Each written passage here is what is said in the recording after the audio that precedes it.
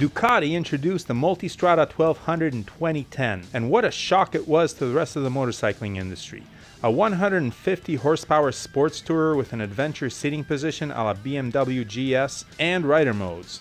Ducati marketed the bike as 4 bikes in one because of the 4 different rider modes it featured, the first bike to do so. Well, that's caught on. Now I've ridden 2 Multistradas. The first one was my friend's 2010 model, the original, which he graciously loaned me for a weekend. The second was the latest and greatest, a 1260 with the bigger horsepower and the electronically adjustable suspension. Both were sublime bikes with addictive power and handling sharper than a bike their size had any right to. Riding a comfortable touring bike that can scratch with the sport bikes on a back road and outrun them on the rough roads with bad pavement was a revelation. So rider modes are the industry standard now, as are touring adventure bikes rather than the sport touring bikes that the Multistrada killed with its appearance. Everyone's making them, and the Multistrada, which was the sportiest of them all, now lost that title to the KTM 1290 Super Adventure, which is a little bit lighter and a little bit more powerful. I've ridden this one too, and although it was hard to tell, the KTM seemed to be just that tiny bit more brutally fast than the Multi.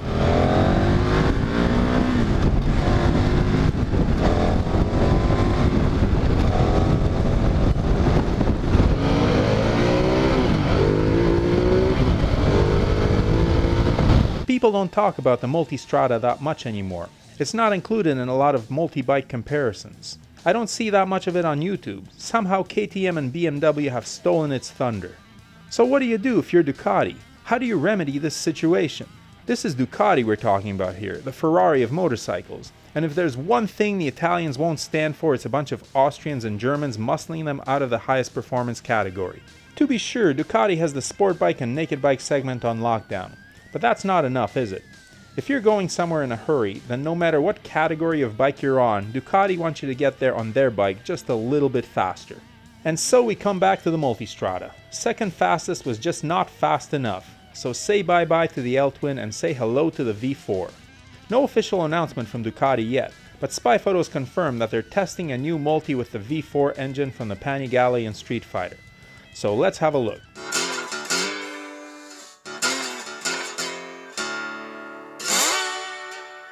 As always, make sure to subscribe to the channel and hit that like button. So what's the new Multistrada like? The 2 shots we have confirm that the new Multi will have the V4, that it may be rocking a 19-inch front wheel, about time, it's an adventure bike after all, and a completely new frame with a trellis subframe rather than the old trellis main frame. Other things to note, we have a 2-sided swing arm, probably for lighter weight and extra stiffness, and a Bosch radar cruise control unit that speeds the bike up or slows it down according to the flow of traffic. So let's see now. The Street Fighter has 208 horsepower and 90 foot-pounds of torque as compared to the current Multistrada, which puts out 158 horses and 94 foot-pounds. And compared to the Multistrada's nemesis, the KTM 1290 Super Adventure with 160 horsepower and a stomping 103 foot-pounds of torque. That's a lot of numbers, but what do they tell you? Well, the new Multistrada will undoubtedly be the most powerful adventure bike in the world, even if Ducati detuned the engine a little to produce more torque earlier in the rev range. Even if they do this, however, they will still probably not equal the KTM's 103 foot-pounds of torque. Which begs the question, is it worth sticking a V4 in an adventure bike? Yes, it will have more horsepower, but does the Multistrada need more? What can you do on regular roads with 200 horsepower that you couldn't with 158? Additionally, how will this bike behave off-road where the peakier 4-cylinder engine will make it easier to break traction on the rear wheel? Has Ducati given up on off-roading the Multistrada in order to make it the absolute baddest warp speed adventure bike on the market? Or will they come up with some electronic wizardry that will tame that back wheel in off-road mode? I hope so, because the 19-inch front wheel looks promising. It would be nice to see a Multistrada that could give KTM a run for its money off-road and eat it alive on the pavement. A new Enduro version with a 21-inch front wheel, anyone? Yes, please. So, to sum up, if all your touring is on the Autobahn, if you have to have the absolute baddest ADV bike in the world, you'll have to wait. At least till 2021. Or longer with all these lockdowns taking place. But eventually you'll get it. Look at it, it's almost done. Bring it on, Ducati, and make sure it has over 200 horsepower because... just because. Where would we be without the Ducatis and KTMs of this world? We'd be bored, that's where, like we are in the middle of this lockdown. Are you looking forward to the V4 Multistrada, or would you rather keep the current one? Comment below and share your opinion. Personally, I love the current one.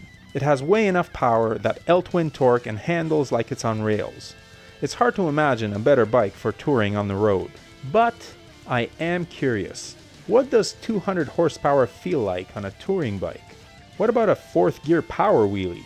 Can't wait to ride it and see. Let's hope the official launch isn't delayed by too much. There are bad things happening in Italy right now. Well, someday this worldwide lockdown will be over and we'll get a look at the Multistrada V4, and we'll be happy and amazed and we'll love life and the freedom that motorcycles afford us.